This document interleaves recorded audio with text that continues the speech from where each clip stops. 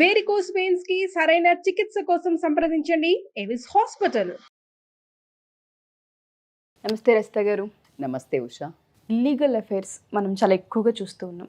ఒక ఆడది పెళ్ళైన తర్వాత అది కూడా కొన్ని సంవత్సరాల తర్వాత కనిపిస్తూ ఉంటుందండి. పిల్లలు ఉన్నా కానీ ఎక్స్ట్రా మ్యారిటల్ వైపు ఎక్కువ మక్కువ చూపిస్తూ ఉంటుంటారు.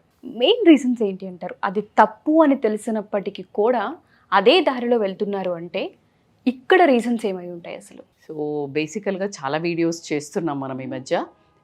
దానికి చాలామంది లేడీస్ కానివ్వండి, జెంట్స్ కానీ, ఐ డోంట్ నో, నేను కమెంట్స్ చదివినప్పుడు చాలా అంటే గుడ్ రెస్పాన్స్ అనే చెప్పొచ్చు. కొంతమంది ఎన్ని రకాల అఫైర్స్ అని ఉంటాయి కూడా, దానికి ఎందుకు అంత మీరు అన్నట్టు ప్రాబ్లమ్స్ ఉంటాయని తెలిసినాక కూడా ఓన్ గ్రేవ్ అంటే ఒక మన గొంతుగా మనమే దవ్వుకుంటున్నామని పాపం తెలుసు. మరి ఎందుకు వెళ్తారు అంటే కొన్ని కారణాలు మనం పలుసార్లు చెప్పుకోవడం జరిగింది, చాలా చెప్పాం. బట్ ఈరోజు నేను ఒక కొత్త ఇన్సైట్లో, బికాజ్ నాకు ఒక చిన్న రీసెంట్ కౌన్సిలింగ్ వచ్చింది. అందులో ఆ రీసెంట్ కౌన్సిలింగ్లో ఆవిడ లైక్ ఫ్రమ్ డిఫరెంట్ విలేజ్, ఊరు నుండి వచ్చారు, డిస్ట్రిక్ట్ నుండి. అయితే భర్తకి విపరీతమైన వల్లమాలిన ప్రేమ, చాలా బాగా చూసుకుంటారు. ఎట్లా అంటే కిరీటం పెట్టినంత.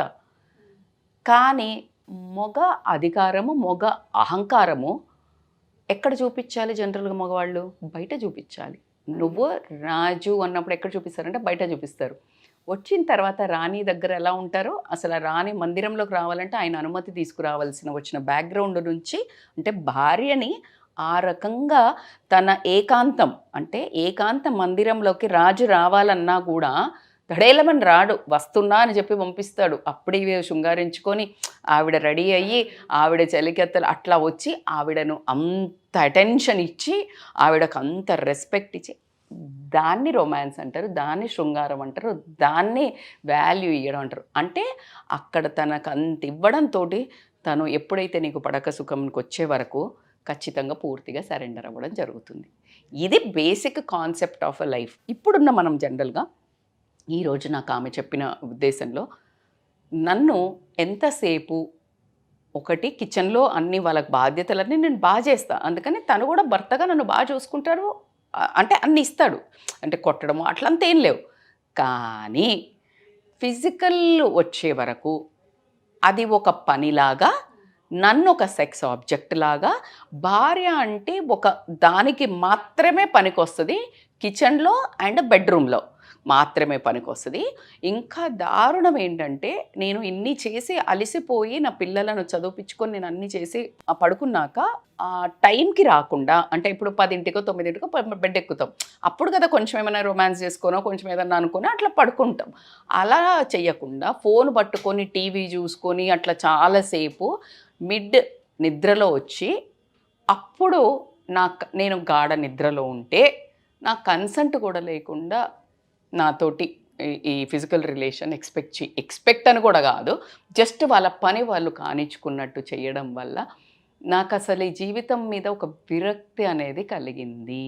అసలు దానికి ఒక ఆడదానిగా నేను తలదించుకోవాలా, ఒక కౌన్సిలర్గా నేను ఏం కౌన్సిల్ చేయాలా, అది ఎంత సెన్సిటివ్ సబ్జెక్టు. ఒక లేడీ ఆ వర్డ్ ఇంకొక ఆవిడ దగ్గరకు వచ్చి చెప్పుకొని దాని మూలంగా ఆమె ఎమోషనల్లీ హర్ట్ అవుతున్నాను, పెయిన్ అవుతున్నాను.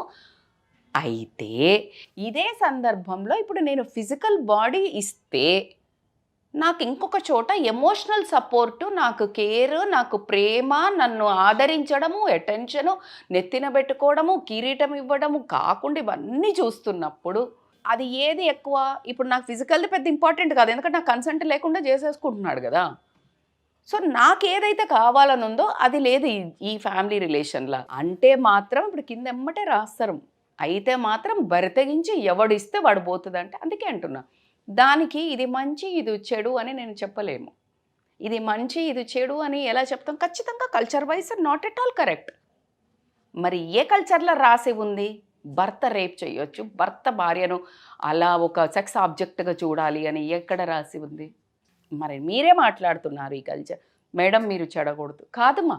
నేనేమంటున్నా, ఈ చిన్న వీడియో చూసి మీ ప్రవర్తనను మార్చుకొని శృంగారం అనేది ఏదైతే ఆ రొమాన్స్ అనేది ఏదైతే మీరు అనుకున్న సెక్స్ అనుకునేది ఆ 5 నిమిషాలు ఆ 2 నిమిషాలు ఫిజికల్ ప్లెజర్ కాదు, కిచెన్ నుంచి తీసుకుంటే బెడ్రూమ్లోకి వెళ్ళినాక నువ్వు చూసే విధానం, నువ్వు మాట్లాడే మాట, ఆమె మాట్లాడుతుంటే వినేటప్పుడు నువ్వు చూసే విధానం అక్కడి నుండి స్టార్ట్ అవుతుంది.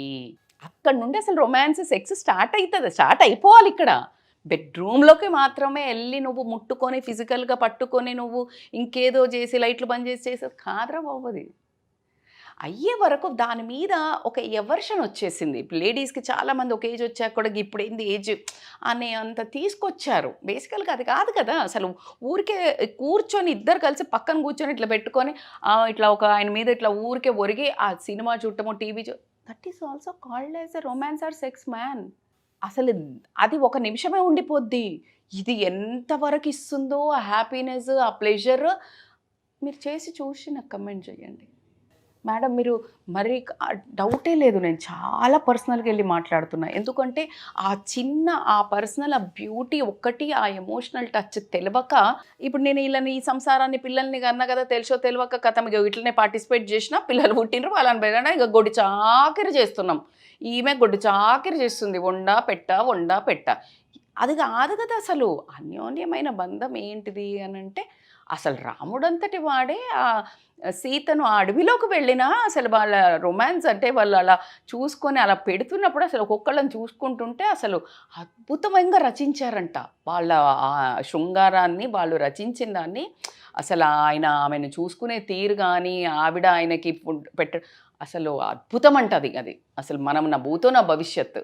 మనకిప్పుడు చేసే దాని గురించి ఈ పాన్ వీడియోస్ చూసి పిచ్చిగా అడ్డమైన అన్నీ చూసి, లేకపోతే ఇట్లుండాలి ఒక హీరోయిన్ని చూసో ఐటమ్లు సాంగులు చూసో అది కాదు కదా.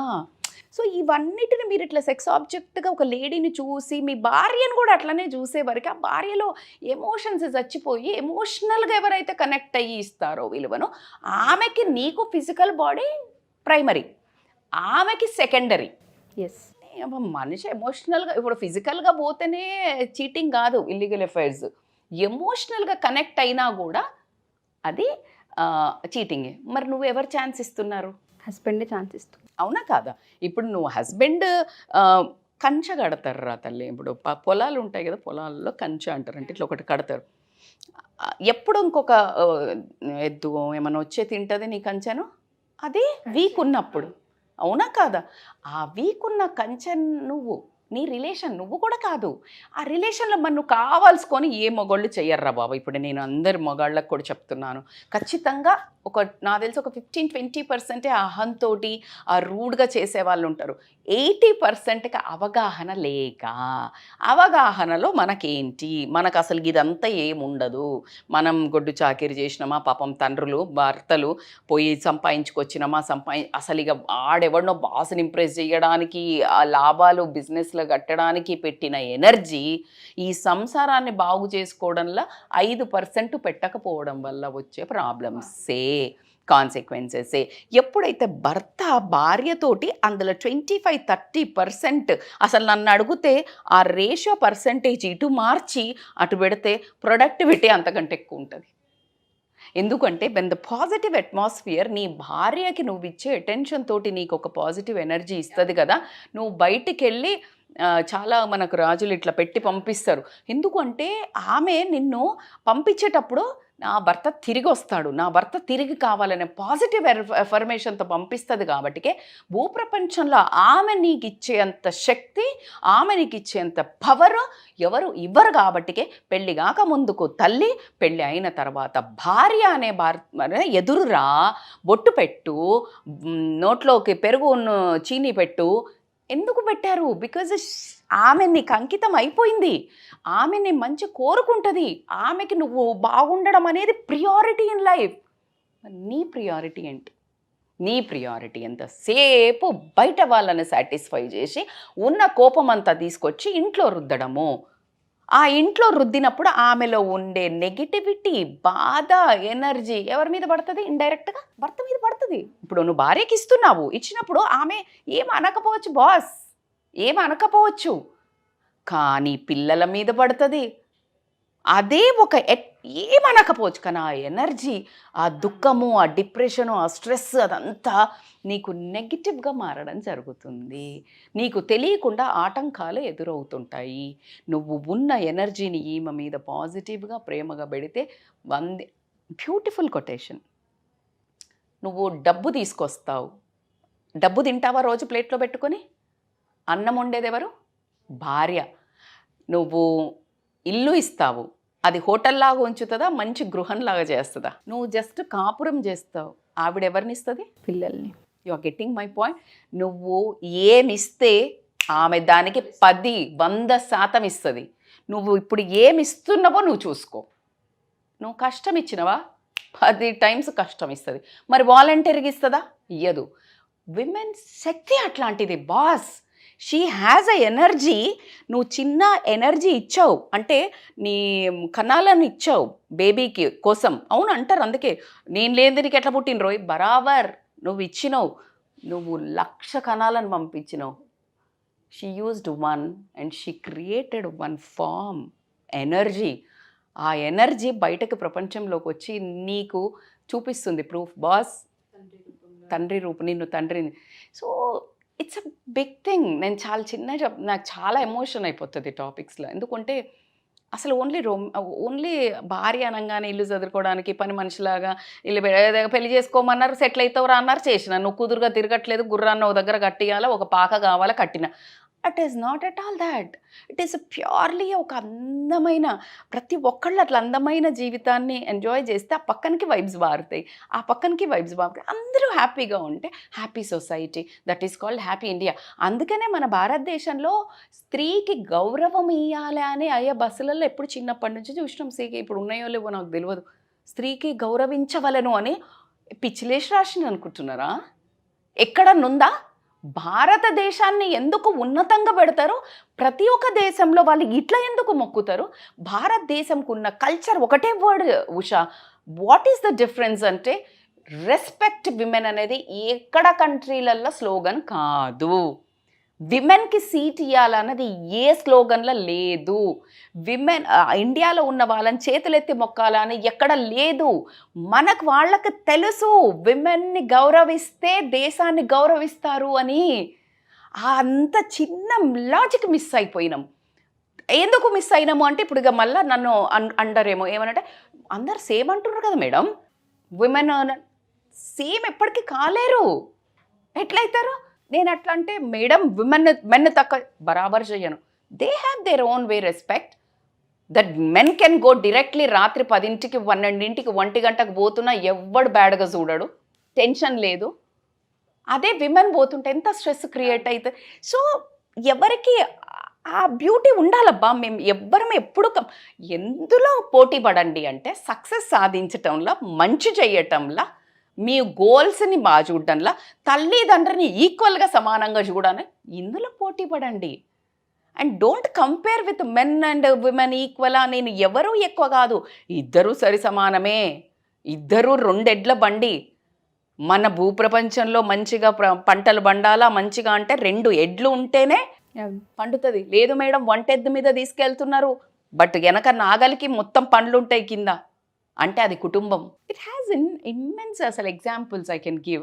బట్ ఫైనల్గా ఐసే మ్యూచువల్ కన్సెంట్ తోటి ఫిజికల్ రిలేషన్లోకి భార్యను కూడా అంతే గౌరవించి కనుక మీరు ఎప్పుడైతే తన ఇంట్రెస్ట్తో వాల్యూ ఇస్తారో ఆ రిలేషన్ ఇట్లాంటి అవకతవకల నుంచి బయటపడుతుంది, ఇలాంటి అవ్వకుండా జరుగుతుంది. At the same time supreme court మన కోర్టులలో కూడా భార్య కన్సెంట్ లేకుండా ఫిజికల్గా ఇట్లా ఫోర్స్ చేస్తే అది రేపు కింద కన్సిడర్ చేయడం కూడా మనకు తెలిసింది. అంత బాధాకరమైన విషయం చేయండి అంటే ఎంతమంది అండర్గో అయితే ఆ జడ్జిమెంట్ వచ్చి ఉంటుంది మీరు గమనించండి. వీఆర్ నాట్ టేకింగ్ ఏమైనా గివే చేస్తారా అంటే అరే భయ్ అది పెద్ద జడ్జిమెంట్కే వచ్చింది. It's a big topic. So భార్యకి వాల్యూ ఇవ్వండి. భార్యతో మీరు ఫిజికల్గా వెళ్ళేటప్పుడు కన్సెంట్ తీసుకోండి. కన్సెంట్ అవసరం లేదు అంటే అసలు కన్సెంట్ అవసరం లేనట్టు అంత ప్రేమ చేయండి. అంత ప్రేమ చేసినప్పుడు ఆ మనస్సును మీరు నొప్పించకండి. నొప్పించినప్పుడు అది అసలు వాళ్ళకి వాల్యూ కానప్పుడు వాల్యూ కానిది ఎక్కడైనా ఇచ్చేస్తారు కదా. సో కాబట్టికే మీ జీవితం ఖచ్చితంగా మీ ఫ్యామిలీలోనే మీ భార్య దగ్గరే ఉంది. మీ హ్యాపీనెస్ మీ ఇద్దరు హ్యాపీగా ఉంటే ఒక టీం అయినరు అనుకో మొత్తం గెలుపు మనదే. అంటే పిల్లలు మన మాట వింటారు. సో కాబట్టికే become one team, be a happy beautiful wife and husband family అని మాత్రం చెప్తాను. వండర్ఫుల్ నరేషన్, చాలా బాగా ఎక్స్ప్లెయిన్ చేశారు. చాలామంది ఫ్యామిలీకి, ఎస్పెషల్లీ భార్య భర్తలకి ఈ వీడియో చాలా హెల్ప్ అవుతుంది, ఇంపాక్ట్ని క్రియేట్ చేస్తుంది. థ్యాంక్ యూ రజిత గారు. Thank you so much Usha.